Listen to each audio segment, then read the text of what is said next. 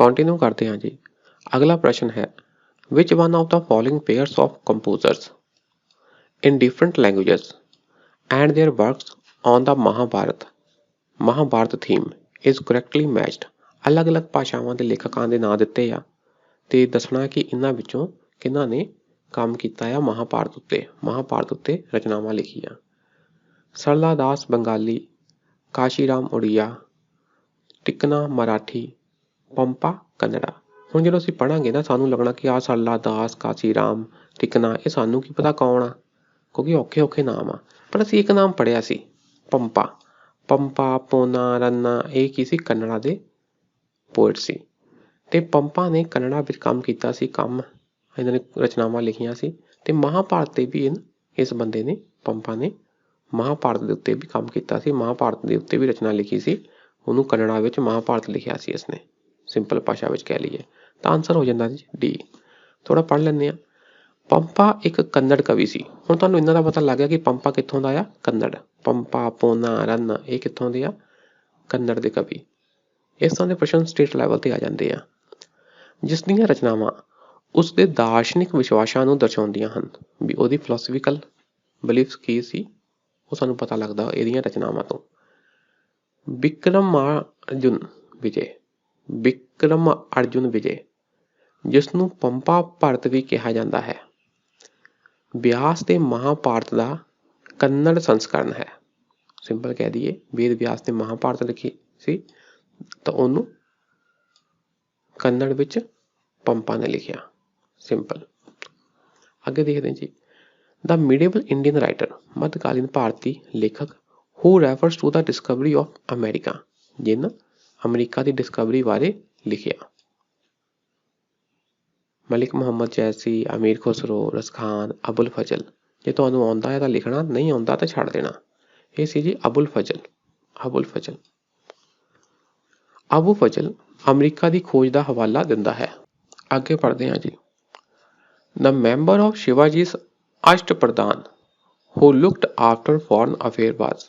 ਪਹਿਲਾ ਪ੍ਰਸ਼ਨ ਆਇਆ ਸੀ ਕਿ ਅਸ਼ਟ ਪ੍ਰਧਾਨ ਕਿਹਦੀ ਦਰਬਾਰ ਵਿੱਚ 8 ਮੰਤਰੀ ਸਨ। ਅਸ਼ਟ ਪ੍ਰਧਾਨ ਕਿਹਦੇ ਦਰਬਾਰ ਵਿੱਚ ਸੀ? ਆਨਸਰ ਸੀ ਸ਼ਿਵਾਜੀ ਦੇ ਦਰਬਾਰ ਵਿੱਚ। ਹੁਣ ਗੱਲ ਆਉਂਦੀ ਹੈ ਕਿ ਉਹ 8 ਵਿੱਚੋਂ ਉਹ ਕਿਹੜਾ ਮੰਤਰੀ ਆ ਜਿਹੜਾ ਵਿਦੇਸ਼ ਮੰਤਰਾਲੇ, ਵਿਦੇਸ਼ ਅਫੇਅਰਸ, ਫੋਰਨ ਅਫੇਅਰਸ ਨਾਲ ਡੀਲ ਕਰਦਾ, ਵਿਦੇਸ਼ੀ ਮਾਮਲਿਆਂ ਨਾਲ ਡੀਲ ਕਰਦਾ। ਇਹਦਾ ਮਤਲਬ ਸਾਨੂੰ 3-4 ਤਾਂ ਪਤਾ ਹੋਣੇ ਚਾਹੀਦੇ ਆ। ਪੇਸ਼ਵਾ ਕਾਫੀ ਮਸ਼ਹੂਰ ਆ, ਇਹ ਸੀ ਜੀ ਮੁੱਖ ਮੰਤਰੀ। ਪੇਸ਼ਵਾ ਕੌਣ ਸੀ ਜੀ? ਮੁੱਖ ਮੰਤਰੀ। ਮੇਨ ਜਿਹੜੇ ਛਤਰਪਤੀ ਸੀ, ਰਾਜਾ ਸੀ, ਉਸ ਤੋਂ ਬਾਅਦ ਦੂਜੇ ਨੰਬਰ ਤੇ ਆਉਂਦਾ ਸੀ ਪੇਸ਼ਵਾ। ਸਭ ਤੋਂ ਪ੍ਰਮੁੱਖ ਮੰਤਰੀ ਇਹੀ ਸੀ, ਪੇਸ਼ਵਾ। ਸਚਿਵ ਕੀ ਸੀ, ਪੰਡਿਤ ਰਾਓ ਕੀ ਸੀ, ਸੁਮੰਤ ਕੀ ਸੀ, ਇਹ ਹੁਣ ਸਾਨੂੰ ਨਹੀਂ ਪਤਾ, ਤਾਂ ਇਹਨੂੰ ਹੁਣ ਨਾ ਪੜ੍ਹ ਲਿਓ ਤੇ ਯਾਦ ਕਰ ਲਿਓ। ਜਿਹੜਾ ਸੀ ਸਚਿਵ, ਉਹ ਸ਼ਾਹੀ ਪੱਤਰ ਵਿਹਾਰ ਦਾ ਇੰਚਾਰਜ ਮੰਤਰੀ ਸੀ। ਰਾਇਲ ਕਰਸਪੋਂਡੈਂਸ, ਸ਼ਾਹੀ ਰਾਜ ਦਰਬਾਰ ਵੱਲੋਂ ਜੋ ਕਿਸੇ ਨੂੰ ਲੈਟਰ ਵਗੈਰਾ ਭੇਜਣਾ ਸੀ, ਸੰਦੇਸ਼ ਭੇਜਣਾ ਹੁੰਦਾ ਸੀ, ਪੱਤਰ ਵਿਹਾਰ, ਉਹਦਾ ਇੰਚਾਰਜ ਸੀ ਸਚਿਵ। ਪੰਡਿਤ ਰਾਓ ਧਾਰਮਿਕ ਮਾਮਲਿਆਂ ਦਾ ਮੰਤਰੀ ਸੀ। ਪੰਡਿਤ ਰਾਓ, ਇਹ ਬੰਦੇ ਦਾ ਨਾਂ ਨਹੀਂ, ਇਹ ਅਹੁਦੇ ਦਾ ਨਾਂ ਆ, ਪੰਡਿਤ ਰਾਓ। ਤੁਸੀਂ ਤੁੱਕਾ ਮਾਰ ਲਿਓ, ਪੰਡਿਤ ਮਤਲਬ ਧਾਰਮਿਕ ਮਾਮਲਿਆਂ ਦਾ ਮੰਤਰੀ। ਸੁਮੰਤ ਨੇ ਵਿਦੇਸ਼ ਮੰਤਰੀ ਵਜੋਂ ਕੰਮ ਕੀਤਾ। ਸੁਮੰਤ ਕੌਣ ਸੀ? Foreign minister. ਤਾਂ ਆਨਸਰ ਹੋ ਗਿਆ ਜੀ ਸਾਡਾ ਡੀ। ਫੋਰਨ ਮਿਨਿਸਟਰ ਕੌਣ ਸੀ? ਸੁਮੰਤ। ਅੱਗੇ ਦੇਖੋ। The loss of Kandahar was a big blow to the Mughal Empire from the viewpoint of Kandahar ਮਤਲਬ ਅਫਗਾਨਿਸਤਾਨ ਮੁਗਲ ਹਾਰ ਗਏ। ਕਿਸੇ ਜ਼ਮਾਨੇ 'ਚ ਹਾਰ ਗਏ ਹੋਗੇ ਜੀ। I think Shahjahan the time ਦੀ ਗੱਲ ਹੋ ਰਹੀ ਹੈ। ਚਲੋ ਕਿਸੇ ਦੇ ਸਮੇਂ ਦੀ ਗੱਲ ਹੋਵੇ, ਆਪਾਂ ਟੈਨਸ਼ਨ ਨਹੀਂ ਲੈਣੀ। ਉਹ ਕਹਿੰਦੇ ਇਹਦੇ ਨਾਲ ਮੁਗਲਾਂ ਨੂੰ ਕੀ ਨੁਕਸਾਨ ਹੋਇਆ, ਕਿਸ ਐਂਗਲ ਤੋਂ ਜ਼ਿਆਦਾ ਨੁਕਸਾਨ ਹੋਇਆ? ਨੈਚੁਰਲ ਰਿਸੋਰਸ ਘੱਟ ਗਏ ਉਹਨਾਂ ਦੇ। ਕੋਈ ਕੰਧਾਰ ਸਾਈਡ ਇੰਨੇ ਕੋਈ ਨੈਚੁਰਲ ਰਿਸੋਰਸ ਨਹੀਂ ਸੀ, ਇਹ ਛੱਡੋ। ਇਹ ਇੱਕ ਬਫਰ ਟੈਰੀਟਰੀ ਸੀ। ਬਫਰ ਟੈਰੀਟਰੀ ਮੀਨ ਜਿੱਦਾਂ ਕੰਧਾਰ ਹੋ ਗਿਆ ਅਫਗਾਨਿਸਤਾਨ, ਇੱਧਰਲੇ ਪਾਸੇ ਇੱਕ ਪ੍ਰਕਾਰ ਦੇ ਸੈਨਾ, ਇੱਧਰਲੇ ਪਾਸੇ ਦੂਸਰੇ ਪ੍ਰਕਾਰ ਦੇ ਦੂਸਰੇ ਦੇਸ਼ ਦੇ ਰਾਜੇ, ਤਾਂ ਵਿੱਚ ਇੱਕ ਹੋ ਗਿਆ ਬਫਰ। ਇਹ ਗੱਲ ਹੈਗੀ ਆ, ਪਰ ਇਹ ਅੱਜ ਦੇ ਦੌਰ 'ਤੇ ਆ, ਇਹ ਮਾਡਰਨ ਟਾਈਮ ਵਿੱਚ ਆ। ਮਾਡਰਨ ਟਾਈਮ ਵਿੱਚ ਅਫਗਾਨਿਸਤਾਨ ਤੁਹਾਡਾ ਇੱਧਰ ਰਸ਼ੀਆ ਇੱਕ ਪਾਸੇ, ਰਸ਼ੀਆ ਦੀਆਂ ਫੋਰਸਾਂ, ਇੱਕ ਪਾਸੇ ਬ੍ਰਿਟੇਨ ਦੀਆਂ ਫੋਰਸਾਂ। ਉਸ ਟਾਈਮ ਬਫਰ ਟੈਰੀਟਰੀ ਸੀ ਅਫਗਾਨਿਸਤਾਨ। ਤੇ ਇਹ ਗੱਲ ਅੰਗਰੇਜ਼ਾਂ ਦੇ ਟਾਈਮ ਦੀ ਹੈ ਜ਼ਿਆਦਾ। ਅੱਛਾ, ਕਮਿਊਨੀਕੇਸ਼ਨ ਦਾ ਮਾਧਿਅਮ ਗਵਾਚ ਗਿਆ, ਇਹ ਵੀ ਕੋਈ ਇੰਨਾ ਨਹੀਂ ਸੀ ਪੁਆਇੰਟ।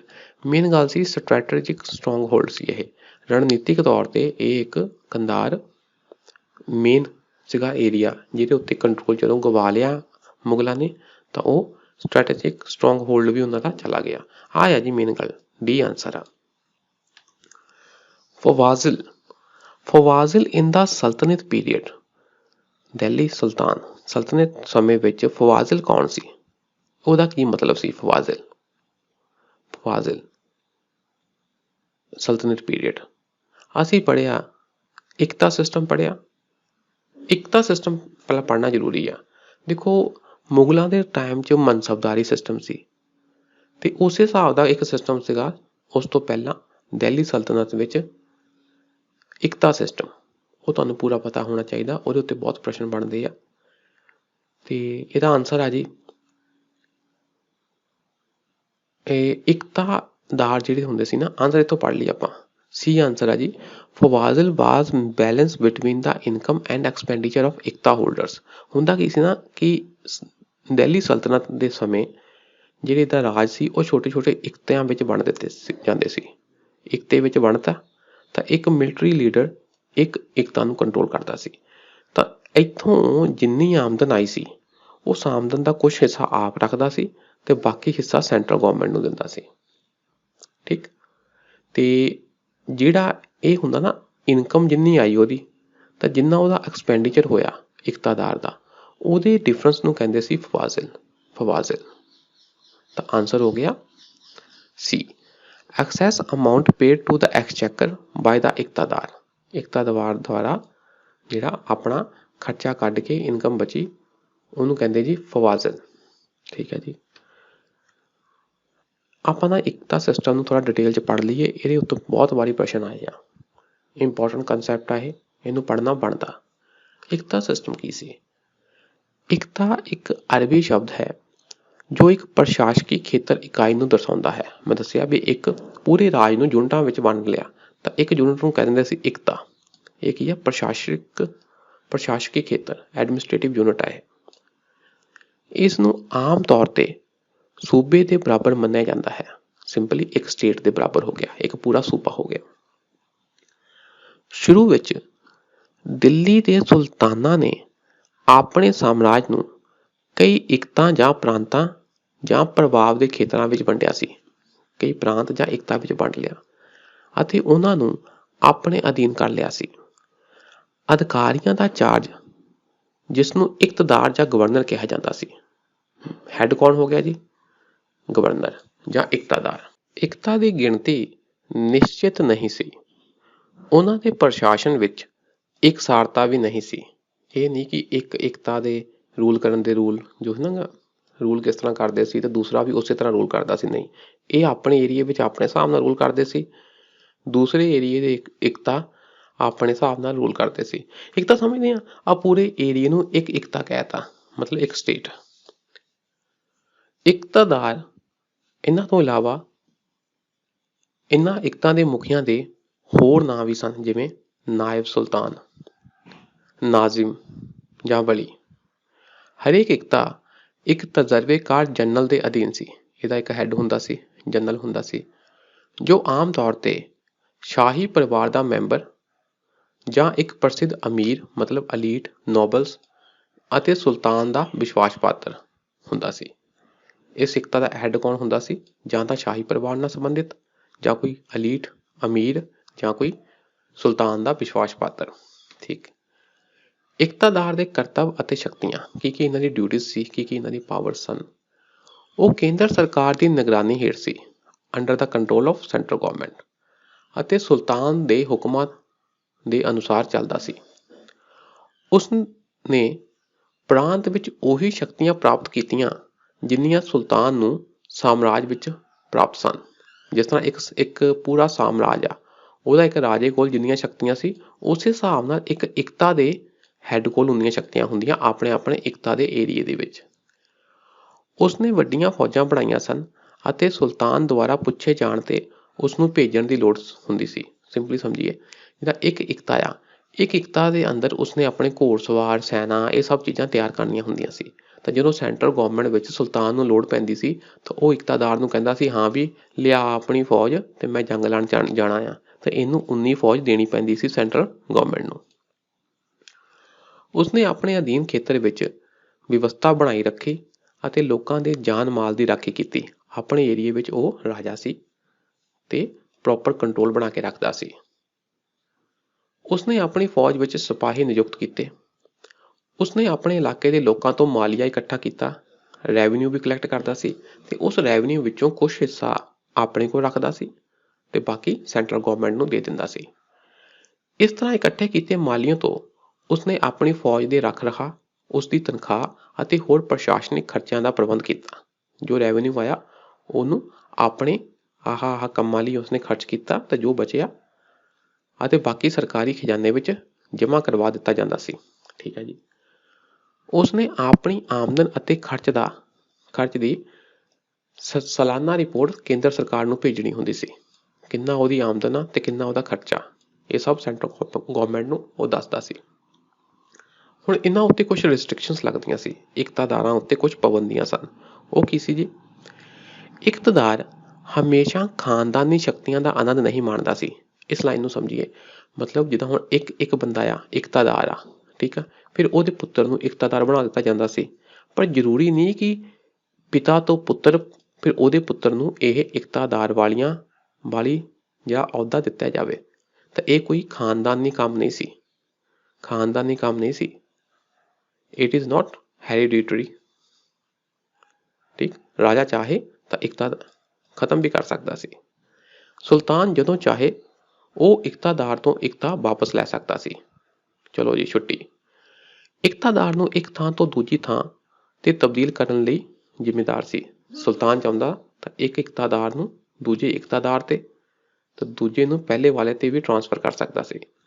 ਉਹ ਸੁਲਤਾਨ ਦੀ ਪੂਰਵ ਪ੍ਰਵਾਨਗੀ ਤੋਂ ਬਿਨਾਂ ਆਪਣੇ ਆਪ ਨੂੰ ਵਿਸਤਾਰ ਦੀਆਂ ਲੜਾਈਆਂ ਵਿੱਚ ਸ਼ਾਮਿਲ ਨਹੀਂ ਕਰ ਸਕਦਾ ਸੀ। ਜੇ ਉਸਨੇ ਕਿਸੇ ਹੋਰ ਨਾਲ ਲੜਾਈ ਕਰਨੀ ਆ, ਆਪਣਾ ਏਰੀਆ ਬਣਾਉਣਾ ਆ, ਤਾਂ ਉਸਨੂੰ ਸੁਲਤਾਨ ਦੀ ਆਗਿਆ ਲੈਣੀ ਪੈਂਦੀ ਸੀ। ਉਸਨੂੰ ਲੁੱਟ ਦਾ ਇੱਕ ਹਿੱਸਾ ਸੁਲਤਾਨ ਨੂੰ ਭੇਜਣਾ ਪੈਂਦਾ ਸੀ। ਜੰਗਾਂ ਦੌਰਾਨ ਫੜੇ ਗਏ ਹਾਥੀ ਅਤੇ ਸ਼ਾਹੀ ਪਰਿਵਾਰ ਦੇ ਮੈਂਬਰਾਂ ਨੂੰ ਸੁਲਤਾਨ ਕੋਲ ਭੇਜਿਆ ਜਾਣਾ ਸੀ। ਸਿੰਪਲ ਕਹੀਏ, ਜੰਗਾਂ ਦੌਰਾਨ ਜੋ ਉਹਨਾਂ ਨੇ ਹਾਥੀ ਵਗੈਰਾ, ਘੋੜੇ ਵਗੈਰਾ, ਜਿੰਨਾ ਧਨ ਦੌਲਤ ਲੁੱਟਿਆ, ਉਹ ਸ਼ਾਹੀ ਪਰਿਵਾਰ ਨੂੰ ਜਾਂ ਸੁਲਤਾਨ ਨੂੰ ਦੇਣਾ ਪੈਂਦਾ ਸੀ, ਸੈਂਟਰਲ ਗੌਰਮੈਂਟ ਨੂੰ ਦੇਣਾ ਪੈਂਦਾ ਸੀ ਉਹਨਾਂ ਵਿੱਚੋਂ ਹਿੱਸਾ। ਜਾਂ ਸਿੰਪਲ ਸਾਰੇ ਦੇ ਸਾਰੇ ਇਹ ਹੁਣ ਸੈਂਟਰਲ ਗੌਰਮੈਂਟ ਤੈਅ ਕਰਦੀ ਸੀ। ਕਹਿਣ ਦਾ ਭਾਵ ਉਹ under the control of central government ਹੁੰਦੇ ਸਨ। ਉਹਨੂੰ ਆਪਣੀ ਅਦਾਲਤ ਰੱਖਣ ਦੀ ਇਜਾਜ਼ਤ ਨਹੀਂ ਸੀ, ਭਾਵ ਉਹ ਅਦਾਲਤੀ ਫੈਸਲੇ ਨਹੀਂ ਸੁਣਾ ਸਕਦਾ ਸੀ। ਇਹ ਪ੍ਰਸ਼ਨ ਆ ਸਕਦਾ ਕਿ ਉਹ ਅਦਾਲਤੀ ਫੈਸਲੇ ਸੁਣਾ ਸਕਦਾ ਸੀ? ਨਹੀਂ, ਇਹ ਅਧਿਕਾਰ ਉਸ ਤੋਂ ਨਹੀਂ ਸੀ। ਉਹ ਛਤਰੀ ਜਾਂ ਸ਼ਾਹੀ ਪ੍ਰਤੀਕ ਦੀ ਵਰਤੋਂ ਨਹੀਂ ਕਰ ਸਕਦਾ ਸੀ। ਸ਼ਾਹੀ ਪ੍ਰਤੀਕ, ਆਪਣੇ ਨਾਂ ਤੇ ਕੋਈ ਸ਼ਾਹੀ ਪ੍ਰਤੀਕ ਨਹੀਂ ਵਰਤ ਸਕਦਾ ਸੀ, ਕਿਉਂਕਿ ਸ਼ਾਹੀ ਪ੍ਰਤੀਕ ਸਿਰਫ ਸੈਂਟਰਲ ਗੌਰਮੈਂਟ ਦਾ ਅਧਿਕਾਰ ਸੀ, ਸੁਲਤਾਨ ਦਾ ਅਧਿਕਾਰ ਸੀ। ਉਹ ਆਪਣੇ ਨਾਮ ਦੇ ਸਿੱਕੇ ਨਹੀਂ ਬਣਾ ਸਕਦਾ ਸੀ, ਸਿੱਕੇ ਵੀ ਨਹੀਂ ਬਣਾ ਸਕਦਾ ਸੀ। ਉਹ ਆਪਣੇ ਨਾਂ ਤੇ ਖੁਤਬਾ ਵੀ ਨਹੀਂ ਪੜ੍ਹ ਸਕਦਾ ਸੀ। ਖੁਤਬਾ ਹੁੰਦਾ ਜੀ ਧਾਰਮਿਕ ਸੰਦੇਸ਼ ਪੜ੍ਹਨਾ, ਤਾਂ ਉਹ ਆਪਣੇ ਨਾਂ ਤੇ ਖੁਤਬਾ ਵੀ ਨਹੀਂ ਪੜ੍ਹ ਸਕਦਾ ਸੀ। ਇਹ ਗੱਲਾਂ ਉਹਦੇ ਉੱਤੇ ਰਿਸਟ੍ਰਿਕਸ਼ਨ ਸਨ। ਠੀਕ ਹੈ ਜੀ। ਇਕਤਾਦਾਰ ਤੁਸੀਂ ਸਮਝ ਲੈਣਾ। ਆਹ ਪ੍ਰਸ਼ਨ ਵੀ ਆਇਆ ਹੋਇਆ ਹੈ ਕਿ ਕੀ ਇਕਤਾਦਾਰ ਦੀ ਪੋਜੀਸ਼ਨ ਹੈਰੀਡਿਟਰੀ ਸੀ? ਨਹੀਂ, ਹੈਰੀਡਿਟਰੀ ਨਹੀਂ ਸੀ। ਅੱਗੇ ਪੜ੍ਹਦੇ ਜੀ। Sultan of Delhi, who is reputed to have built the biggest networks of canals in India was, ਉਹ ਦਿੱਲੀ ਦਾ ਕਿਹੜਾ ਸੁਲਤਾਨ ਸੀ ਜਿਨ ਕਾਫੀ ਨਹਿਰਾਂ ਬਣਾਈਆਂ, ਪੁਰਾਣੀਆਂ ਨਹਿਰਾਂ ਦੀਆਂ ਮੁਰੰਮਤ ਕੀਤੀਆਂ, ਹੋਰ ਕਾਫੀ ਨਹਿਰਾਂ ਬਣਾਈਆਂ ਤੇ ਉਸਨੂੰ ਸ਼ਹਿਰਾਂ ਦੇ ਨਿਰਮਾਣ ਕਰਨ ਦਾ ਵੀ ਸ਼ੌਂਕ ਸੀ। ਇਹ ਆਸਾਨ ਪ੍ਰਸ਼ਨ ਆ ਜੀ। ਇਹ ਸੀ ਜੀ ਫਿਰੋਜ਼ ਸ਼ਾਹ ਤੁਗਲਕ। ਉਸਨੇ ਦਿੱਲੀ ਵਿੱਚ ਕਈ ਨਹਿਰਾਂ ਬਣਾਈਆਂ, ਹਰਿਆਣੇ ਵਿੱਚ ਹੋਰ ਇੱਧਰ ਵੀ ਕਈ ਨਹਿਰਾਂ ਬਣਾਈਆਂ। ਉਸਨੇ ਪੁਰਾਣੀਆਂ ਨਹਿਰਾਂ ਦੀ ਮੁਰੰਮਤ ਵੀ ਕਰਵਾਈ, ਫਿਰੋਜ਼ ਸ਼ਾਹ ਤੁਗਲਕ। ਆਪਾਂ ਦੇਖੋ ਨਾ, ਸਾਡਾ ਸ਼ਹਿਰ ਫਿਰੋਜ਼ਪੁਰ ਆ, ਉਹਨੂੰ ਪਹਿਲਾਂ ਫਿਰੋਜ਼ ਸ਼ਹਿਰ ਕਹਿੰਦੇ ਸੀ, ਉਹ ਵੀ ਫਿਰੋਜ਼ ਸ਼ਾਹ ਤੁਗਲਕ ਦੇ ਨਾਂ ਤੋਂ ਹੀ ਬਣਿਆ। ਦੇਖੋ ਜੀ ਪ੍ਰਸ਼ਨ ਅੱਗੇ। ਅਸਰਸ਼ਨ ਕਹਿੰਦੀ ਆ, at first the Turkish administration in India was essentially military. ਤੁਰਕੀ, ਆ ਜਿਹੜੇ ਸੁਲਤਾਨ ਸੀ ਦਿੱਲੀ ਦੇ, ਇਹ ਤੁਰਕ ਸੀ ਬੇਸਿਕਲੀ, ਤੇ ਇਹਨਾਂ ਦਾ ਜਿਹੜਾ ਪ੍ਰਸ਼ਾਸਨ ਸੀ ਉਹ ਮੇਨਲੀ ਮਿਲਟਰੀ ਸੀ। ਮੈਂ ਦੱਸਿਆ ਕਿ ਪੂਰੇ ਏਰੀਏ ਨੂੰ ਇਕਤਾ ਵਿੱਚ ਡਿਵਾਈਡ ਕਰਤਾ, ਤਾਂ ਇੱਕ ਏਰੀਏ ਦਾ ਹੈੱਡ ਮਿਲਟਰੀ ਗਵਰਨਰ ਹੁੰਦਾ ਸੀ, ਉਹ ਆਪਣੀ ਫੌਜ ਰੱਖਦਾ ਸੀ ਤੇ ਟਾਈਮ ਟੂ ਟਾਈਮ ਉਹ ਫੌਜ ਸੈਂਟਰਲ ਗਵਰਨਮੈਂਟ ਨੂੰ ਦਿੰਦਾ ਸੀ। ਇਹ ਗੱਲ ਸਹੀ ਹੈ ਜੀ, ਇਹਨਾਂ ਦਾ ਐਡਮਿਨਿਸਟ੍ਰੇਸ਼ਨ ਪ੍ਰਮੁੱਖ ਰੂਪ ਵਿੱਚ military C. The country was parceled out as iktas among leading military leaders। ਪੂਰੇ ਦੇਸ਼ ਨੂੰ ਛੋਟੇ ਛੋਟੇ ਹਿੱਸਿਆਂ ਵਿੱਚ ਵੰਡ ਕੇ, ਠੀਕ ਆ, ਛੋਟੇ ਛੋਟੇ ਹਿੱਸਿਆਂ ਨੂੰ ਕੀ ਕਿਹਾ ਜਾਂਦਾ ਸੀ? ਇਕਤਾ। ਤੇ ਇਹ ਇੱਕ ਇੱਕ ਇਕਤਾ ਮਿਲਟਰੀ ਲੀਡਰਸ ਨੂੰ ਦੇ ਦਿੱਤਾ ਜਾਂਦਾ ਸੀ। ਇਹ ਵੀ ਲਾਈਨ ਸਹੀ ਹੈ ਜੀ। ਤਾਂ ਆਨਸਰ ਹੈ ਜੀ A। both A and R are true and R is the correct explanation of A। ਠੀਕ ਹੈ ਜੀ, ਆ ਥੋੜਾ ਪੜ੍ਹ ਲਈਏ ਆਨਸਰ। ਇਕਤਾ ਜ਼ਮੀਨ ਦਾ ਉਹ ਹਿੱਸਾ ਹੈ ਜੋ ਸੁਲਤਾਨ ਦੁਆਰਾ ਸੈਨਿਕਾਂ ਦੇ ਰੱਖ ਰਖਾਅ ਲਈ ਆਪਣੇ ਫੌਜੀ ਮੁਖੀਆਂ ਨੂੰ ਦਿੱਤਾ ਜਾਂਦਾ ਸੀ। ਜਦੋਂ ਇਕਤਾਦਾਰ ਫੌਜ ਨੂੰ ਕਾਇਮ ਰੱਖਣ ਦੀ ਸਥਿਤੀ ਵਿੱਚ ਨਹੀਂ ਸਨ ਤਾਂ ਉਹਨਾਂ ਤੋਂ ਜ਼ਮੀਨ ਵਾਪਸ ਲੈ ਲਈ ਜਾਂਦੀ ਸੀ। ਆ ਦੇਖੋ ਕੰਸੈਪਟ ਸਮਝੋ ਨਾ, ਜਿੱਦਾਂ ਆ ਇੱਕ ਇਕਤਾ ਆ, ਆ ਦੂਸਰਾ ਇਕਤਾ ਆ। ਹੁਣ ਜਿਹੜਾ ਮੇਨ ਸੁਲਤਾਨ ਸੀ ਉਹ ਕਹਿੰਦਾ ਮੈਂ ਇੰਨੀ ਵੱਡੀ ਫੌਜ ਰੱਖਣੀ ਆ, ਕੀ ਕਰਾਂ?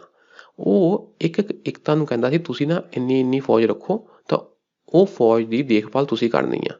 ਆਪਣੇ ਏਰੀਏ ਵਿੱਚੋਂ ਤੁਸੀਂ ਟੈਕਸ ਕਲੈਕਟ ਕਰੋ, ਉਸ ਟੈਕਸ ਦਾ ਕੁਝ ਹਿੱਸਾ ਆਪਣੀ ਫੌਜ ਨੂੰ ਤੇ ਆਪਣੇ ਏਰੀਏ ਦੀ ਦੇਖ ਰੇਖ ਲਈ ਲਾਓ, ਤਾਂ ਜੋ ਬਚਿਆ ਉਹ ਸਾਨੂੰ ਦੇ ਦਿਓ। ਇਹ ਸਿਸਟਮ ਲੈ ਕੇ ਆਏ ਸੀ ਜੀ ਦਿੱਲੀ ਦੇ ਸੁਲਤਾਨ। ਤਾਂ ਜੇ ਕੋਈ ਉਹ ਆਪਣੀ ਫੌਜ ਨੂੰ ਮੇਨਟੇਨ ਨਹੀਂ ਕਰ ਸਕਦਾ ਸੀਗਾ ਤਾਂ ਉਹਦੀ ਛੁੱਟੀ ਕਰ ਦਿੱਤੀ ਜਾਂਦੀ ਸੀ ਇਕਤਾਦਾਰ ਦੀ, ਤਾਂ ਉਸ ਤੋਂ ਜ਼ਮੀਨ ਵਾਪਸ ਲੈ ਲਈ ਜਾਂਦੀ ਸੀ। ਇਹ ਗੱਲਾਂ ਤੁਸੀਂ ਸਮਝ ਲੈਣੀਆਂ ਜੀ। ਅੱਜ ਲਈ ਇੰਨਾ ਹੀ, ਸ਼ੁਕਰੀਆ, ਸਤਿ ਸ਼੍ਰੀ ਅਕਾਲ ਜੀ।